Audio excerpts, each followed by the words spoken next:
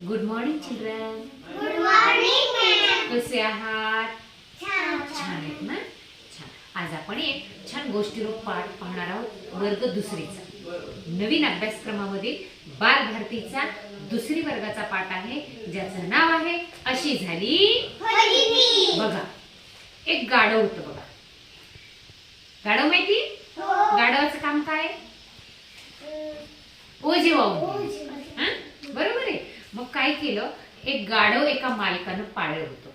मग तो मालक पण त्या गाढवाच्या पाठीवरती ओझं वाहून त्याचं काम करायचं. एकदाच त्या मालकानं गाढवाच्या पाठीवरती मिठाचं ओझं टाकलं आणि ते मिठाचं पोतं त्या मालकाला बाजारात नेऊन विकायचं होतं, दुसऱ्या गावाला. आपल्याला कुठल्या गावाला जावं लागतं बाजाराला?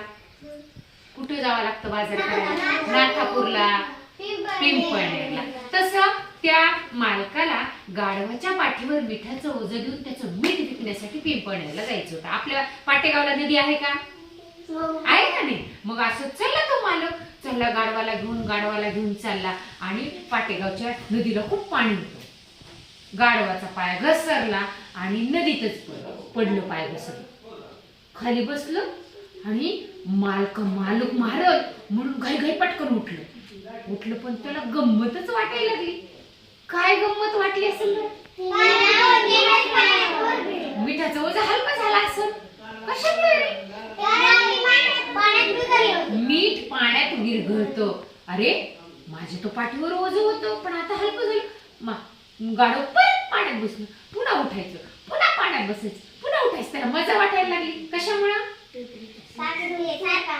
त्याचं ओझं हलकं वाटायला लागलं. मग ते मीठ पाण्यात विरघळलं आणि त्याला माहित झालं पाण्यात बसलं की काय होतं, ओझं हलकं होतं. त्याला खूप आनंद झाला. त्याने पुन्हा असं केलं, पुन्हा. पण आता गाढवाच्या मालकाने मात्र त्याला अद्दल गाढवायचं ठरवलं. अरे म्हणले, गाढवा मालकाला वाटलं की अरे माझं तो मीठ सगळं पाण्यातच वाहून घातलं, आता काय करायचं? दुसऱ्या वेळेस काय केलं, मालकाने गाढवाच्या पाठीवर कापसाचं ओझं दिलं. कशाचं? कापसाचं ओझं दिलं. पुन्हा मालक गाढवाला घेऊन नदी ओलांडून कुठे चालला विकायला कापूस? पिंपळनेरला. पुन्हा नदीमध्ये पाणी होतं. गाढवाला परत आनंद झाला. अरे चला म्हणजे गाढवाने पुन्हा पायने घसरला पण पुन्हा त्याने पाण्यामध्ये मुद्दाम खाली बसला. कशामुळे बसला? कशामुळे? त्याला काय वाटलं?